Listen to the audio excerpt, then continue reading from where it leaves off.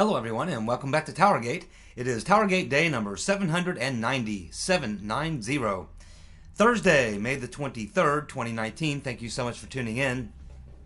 Okay, we have some important stories to get to today as the story keeps growing and growing and growing.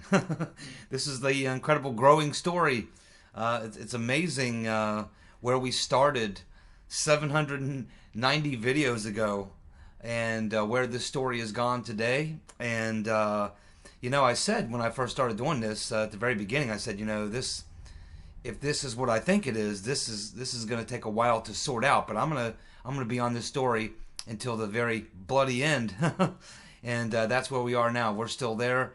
And I think there's a lot more to learn. My guess is we don't even know half of what is out there. And that, but I do believe that this thing is unraveling very quickly now.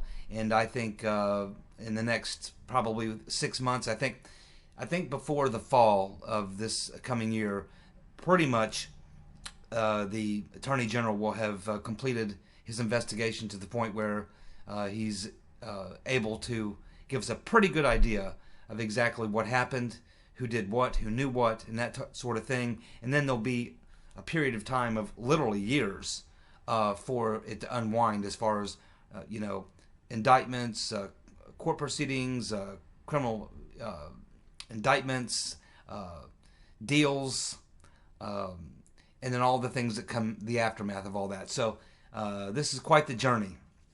But one thing's for sure, we're going to be meeting on the tarmac.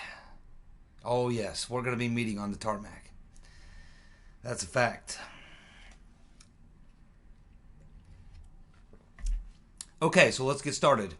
Devin Nunes has sent a letter to President Trump asking him to ask Theresa May the following questions when they meet in June. He's also going to be meeting with the Queen. I'd have a conversation with the Queen as well. But let's talk about Theresa May. I think she's supposed to be leaving in June, but I assume at this point it's Trump's intention to meet with Theresa May. So we don't know all the questions that Devin Nunes has put in this letter for Trump to ask Theresa May, but we know some of them. So why don't we just cover some of the questions that we know about that Devin Nunes has put into this letter for Trump to ask Theresa May when they meet in June. Nunes wants Trump to ask Theresa May, did any British officials task Christopher Steele with gathering additional information on Trump, as well as other British intelligence? Did they discuss Steele with their American counterparts? As well as whether British intelligence discussed Steele with their American counterparts. So he's really asking two questions here. The first question I think is almost a rhetorical question. Did any British officials task Christopher Steele with gathering additional information on Trump? Well, we know that there's no question anymore. It's no longer in doubt that Christopher Steele met with both official intelligence people in the UK and unofficial intelligence people. We know it was at the highest level. We know it went all the way up to Theresa May's security officials who were briefed. We just covered this a couple of days ago. We know that John Brennan directly met with Robert Hannigan. He came here to the U.S., met with Brennan. We know for sure once. It's been alleged twice. So we know that the information was certainly flowing from Steele to British intelligence, both official and unofficial, at the highest levels on multiple occasions, including this joint intelligence network that Christopher Steele references in the Kathleen Kvalik memo. We know that the intelligence was obviously flowing from the UK to the CIA. That's the whole point of Hannigan coming and meeting Brennan, obviously. We had the Guardian story written by Luke Harding, who's also has an association with Orbis and with Hackloot. And he says, in fact, in his story he wrote, as well as another story out of the UK. I can't remember the paper now, but there were two stories which talked about the fact that UK intelligence officials were cooperating with, working with CIA Director John Brennan and the CIA. So, who initiated it? You know, I guess that's important. The important thing is that there was a joint effort going on between British and American intelligence to take the Steele material, treat it as if it were intelligence, and then to act on it in terms of conducting surveillance and things and such. And it was the Guardian article by Luke Harding that said that GCHQ was spying on Trump for John Brennan, because the CIA cannot spy on American citizens and use their, you know, John Brennan couldn't go to Mike Rogers and say, I want you to spy on Trump Tower. Because that's obviously Mike Rogers wouldn't have done that because of the law. But Brennan certainly would go to the UK and say, hey, can you spy on an American citizen for us, Trump, and Trump Tower specifically? So that's a tricky question. I think it was going both ways. Who initiated it? Again, I mean, I think my common sense, I don't know this, but I mean, my common sense is that British intelligence initiating a surveillance campaign against a U.S. presidential candidate, that is, it's not totally unbelievable that that could not or would not happen. It's just, I just think it would be very, very risky. And I don't think that British intelligence would just on their own start an intelligence operation on a U.S. citizen, especially the guy running for president in the U.S. Now, what they were doing inside the U.K., I'm sure that they were doing their own thing in the U.K. But I still believe that the U.K. intelligence was either acting along with American intelligence, or they were acting on behalf of American intelligence. I find it just a little bit hard to believe. Not that hard to believe. I think it's possible. I just don't think that they would actually do it because of the risk. And again, as we can see now, they've been caught. And if we were to find that the British intelligence are the ones who started this, and they did this all on their own, again, this would be extremely embarrassing for them. And that's why I think in the first place they wouldn't have done it. I think that they would have sought permission from somebody at the highest levels. But I still believe that at the highest levels of the American government, meaning the CIA, most likely Obama. I doubt if Brennan would have done this without having Obama's thumbs up of approval for it. I believe it was the U.S. intelligence, Barack Obama, his administration, that went to the UK and asked for their help. Not that they weren't monitoring this already, not that they weren't aware of some of this stuff already, because they were being fed this intelligence by Stefan Halper, by Christopher Steele, and possibly others. So, I don't know if it's important who initiated it so much, not to me. The fact is that there was a collaboration between U.S. and British intelligence to conduct this illegal surveillance, and I think I would bet probably 90% sure that it was U.S. intelligence that prompted British intelligence to assist us.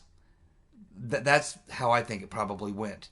But as far as Nunes' question, asking whether did any British intelligence officials task Chris Steele with gathering additional information, that would suggest British intelligence sort of acting on their own.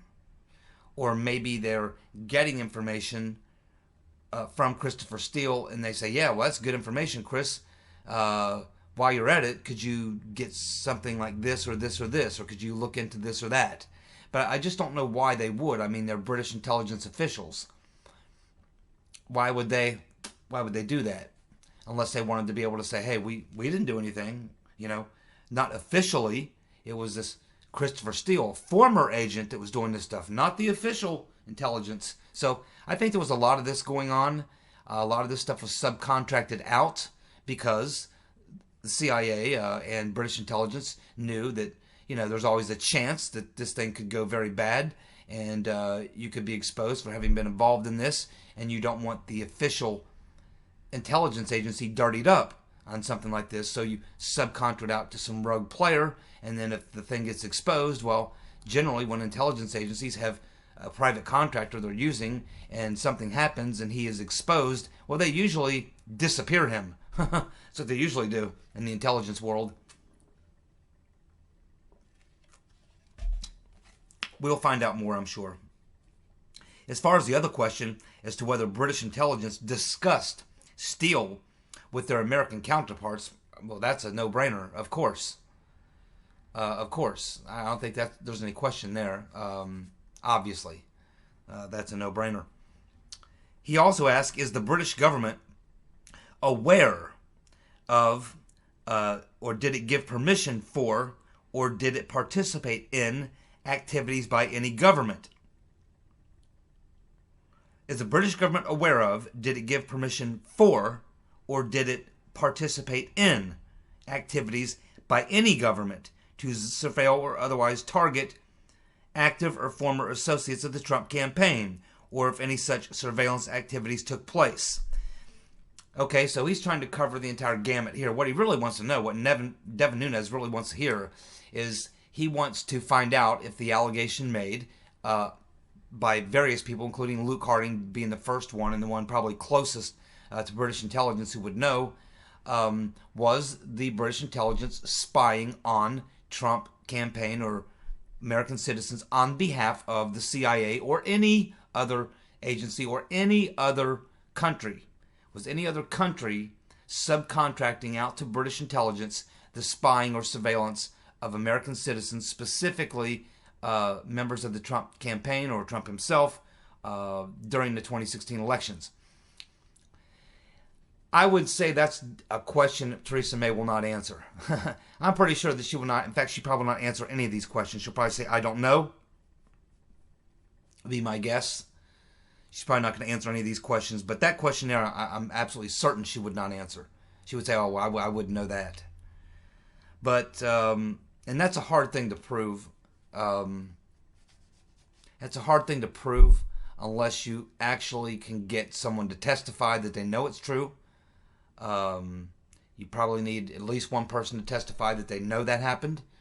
You may have to even get some sort of documents.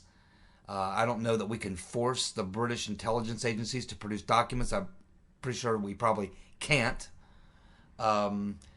Maybe you would find CIA documents or some other type of documents with an American intelligence agency or law enforcement agency that would someone would have made a comment or an email or something that would have mentioned this. But other than something like that, no one's going to volunteer that information, that's for sure. So I don't know if we'll ever actually get the answer to that or get anyone to actually admit to that, but it's pretty well assumed by most people at this point, I think, who've been following the story for very long, that the British intelligence were involved in some way of conducting surveillance on behalf of some U.S. agency.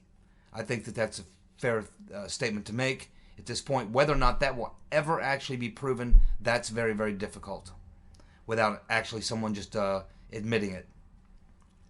Not that that won't happen, because Christopher Steele is eventually going to be looking at some very, very serious charges. I think if it all comes down to it, I think just as we see Comey being scapegoated, I think eventually Christopher Steele is going to be scapegoated. And if that happens, it's very likely that he'll start talking.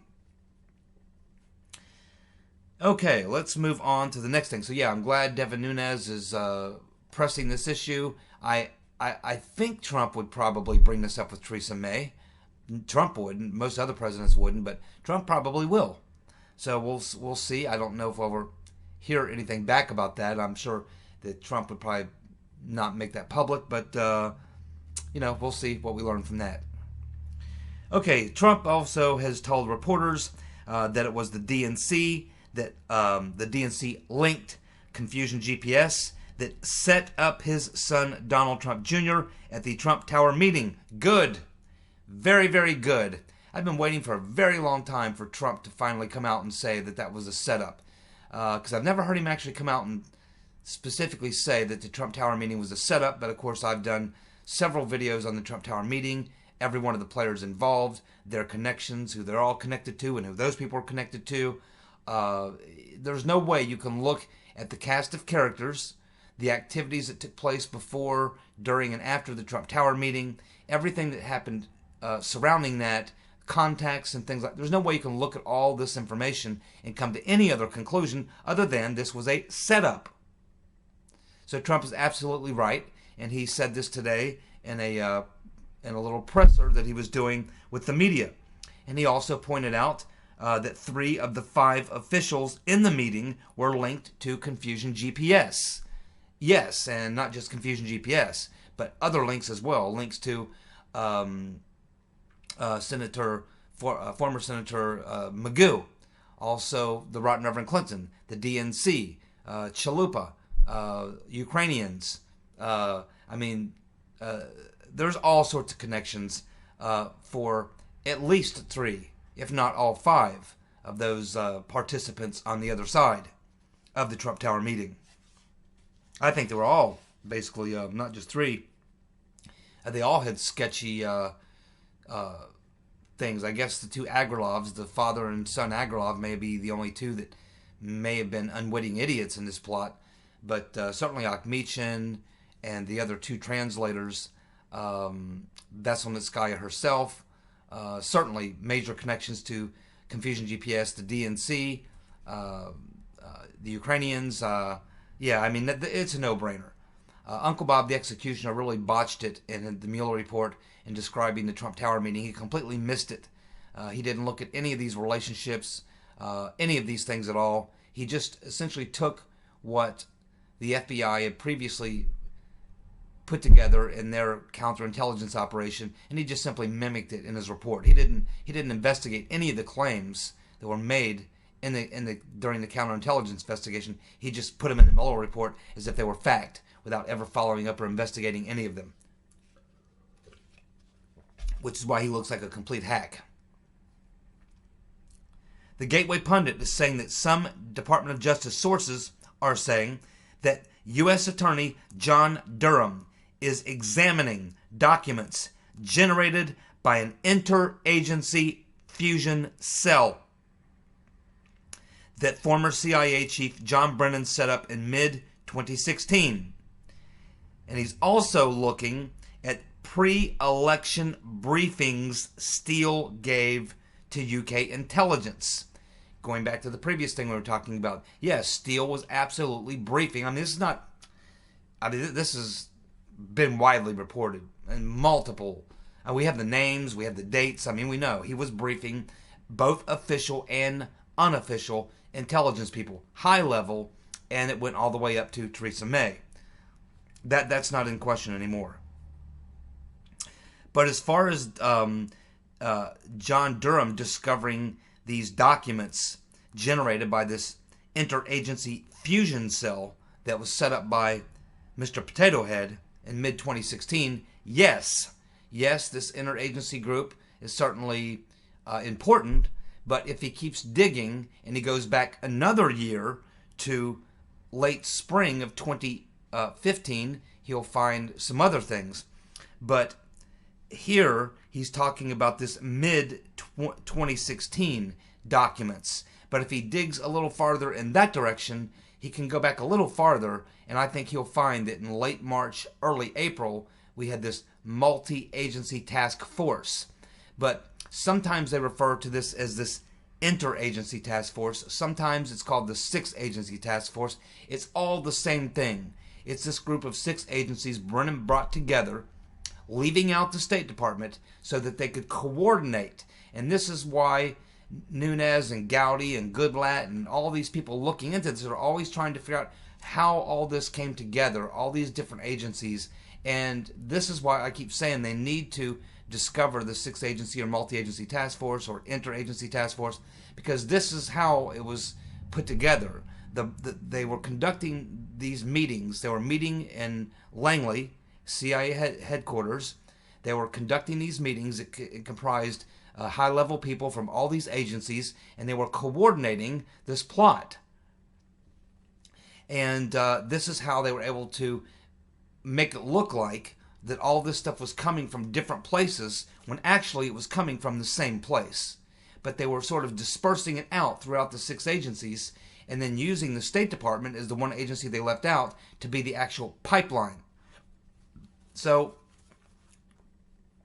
this was really where the brain center of the operation was, where the coordination was, where it was all being plotted. And we know that Peter's been stroking us, and Clapper were involved in this 6 agency task force or multi-agency task force, interagency task force, call it whatever you want it. It's all the same thing. So yes, something we've been talking about here on TowerGate for a very, very long time, and it appears that Mr. Durham has found it. He has found it. Now he just needs to dig, and I think he'll find a lot of things will be explained as he begins to understand more and more about this interagency task force. Well done, Mr. Durham. Well done. Thank you. My goodness. Months and months and months and months have gone by. I've been trying to get this out, and finally we have someone who's discovered it. Well done, Mr. Durham. Maybe he watched my videos. John Solomon of The Hill was telling Hannity last night that his sources are telling him that Trump will declassify the deep state documents in the next 7 to 8 days.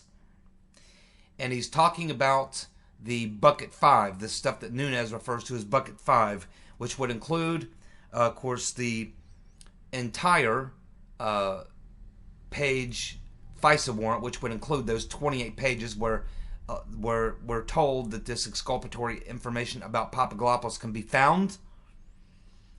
This would also be the 302s, the Bruce Orr and hopefully Michael Flynn 302s, all the Bruce Orr communications, all the Strzok and Page texts and communications from any of their devices, the electronic communication that was used to start the investigation. Those are the main things, but there may be more. And I'm hoping that we get the transcripts of what we've been hearing about the last couple days, of these transcripts from Halper and their interviews with Papadopoulos, possibly Downer as well. Okay, so that's 7 to 8 days away. That would be fantastic. Been waiting a very, very long time. Been waiting a very long time. The last time Trump tried to do this, they said, no, you'll be interfering in the Mueller investigation, and that could be a problem. So this time, they don't have that to hide behind. And now Solomon is saying, yes, 7 to 8 days, we'll get the declass of most of what Nunes refers to as Bucket 5. And that's important, but we need it all, and we need it all soon. Remember, Trump told Hannity it's going to be even more than what you think. So we'll all be eagerly awaiting that. Okay, so this story that John Solomon was writing, he only briefly mentions this in his most recent story, which is a good one, where the story is basically why there were 5 things that the FBI should have known before they went and got the FISA warrant from the Kvalik interview with Steele, that should have been the reasons why, not just Kvalik, but other things, Bruce Orr and other things, reasons why they shouldn't have gotten the FISA warrant, because of these 5 things that they absolutely knew, which proved that the dossier was hocus pocus, or that a lot of the claims made by Christopher Steele were just simply not true. One of the things he touches on in this article is the very first accusation that was made in the late summer of 2016, which was this story about this server, Trump Tower, being pinged by a server from a Russian bank, this Alpha Bank. Of course, this, as John Solomon points out, when Christopher Steele is telling Kathleen Kvalik this, and she's putting it down in her email to send to this FBI agent, Mr. Laycock, who says he forwarded it to the people handling the Russia investigation, that would be Peter's been stroking us.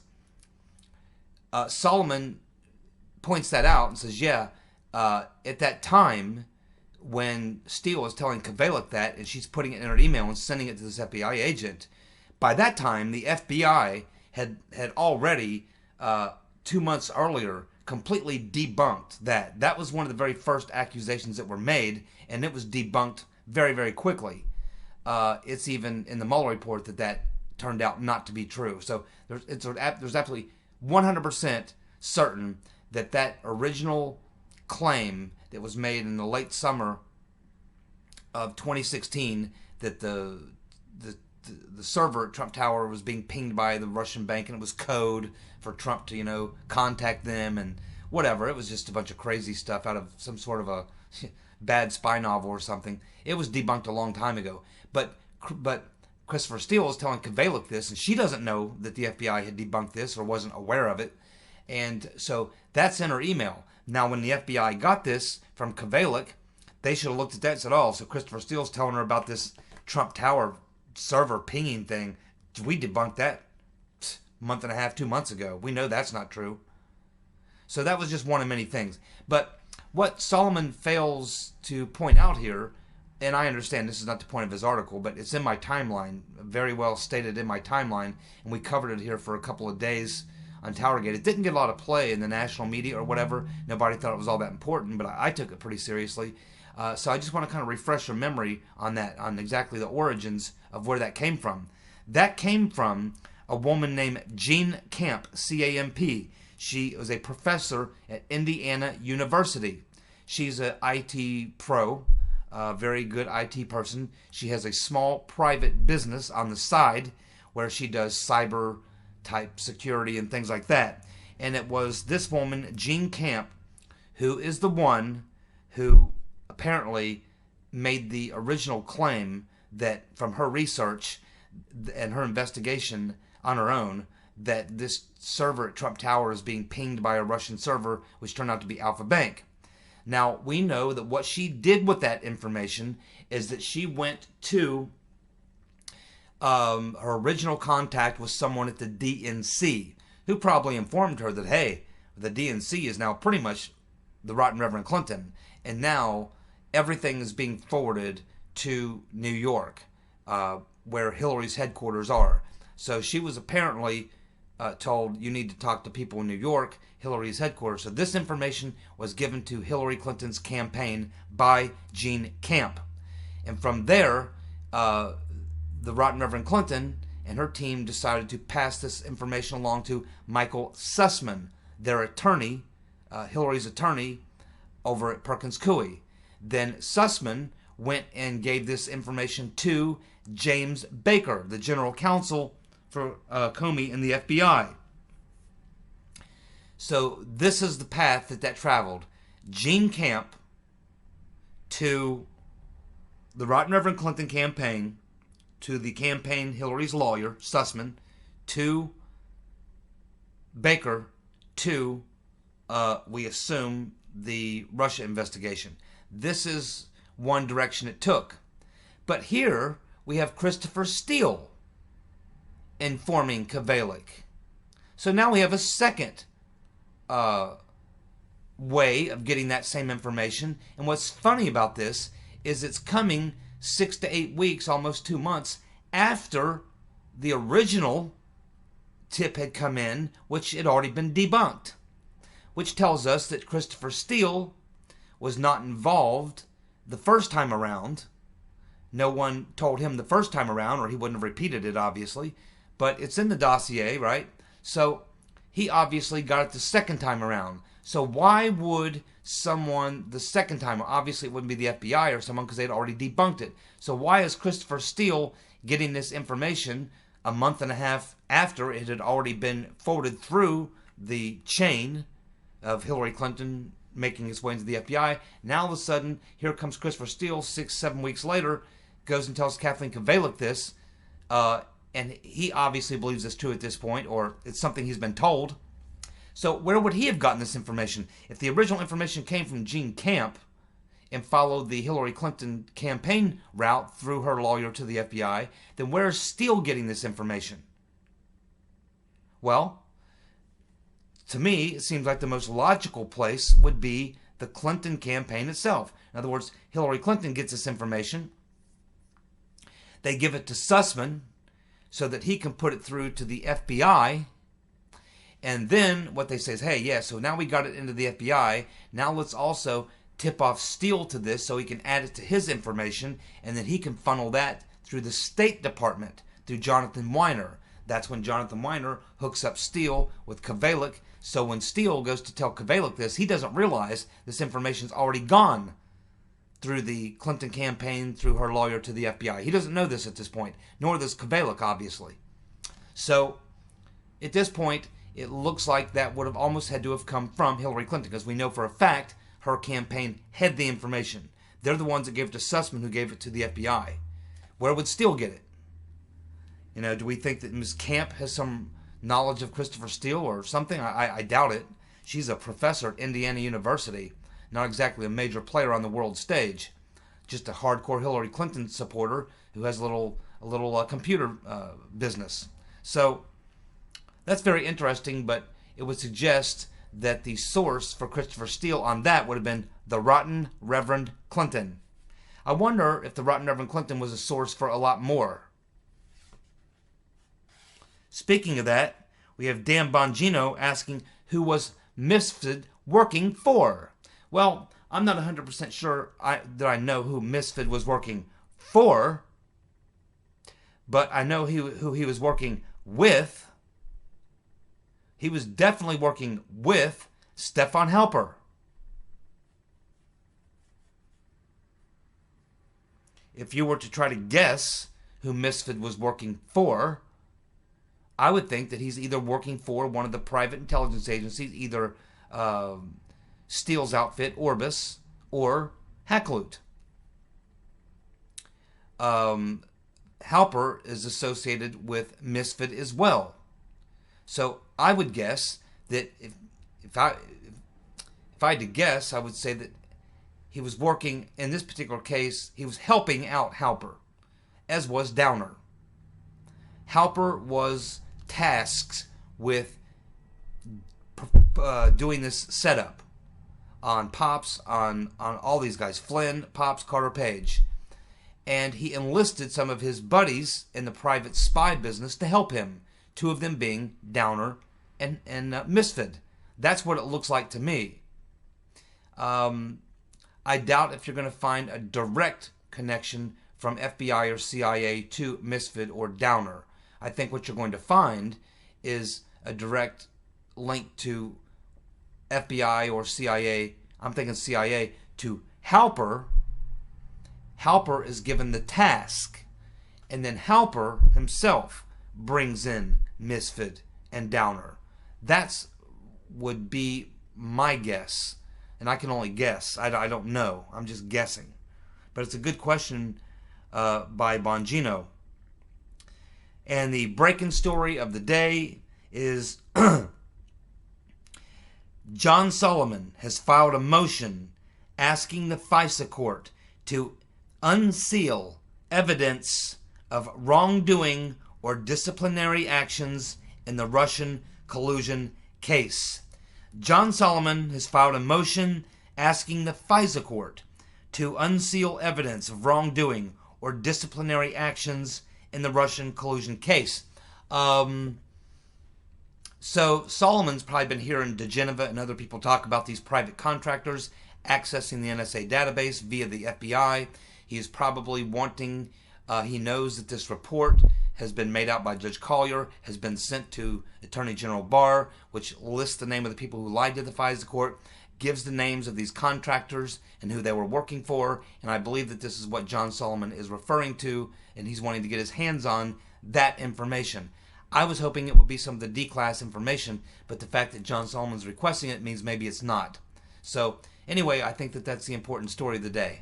Thanks so much for tuning in. We'll be back tomorrow with more TowerGate. Bye.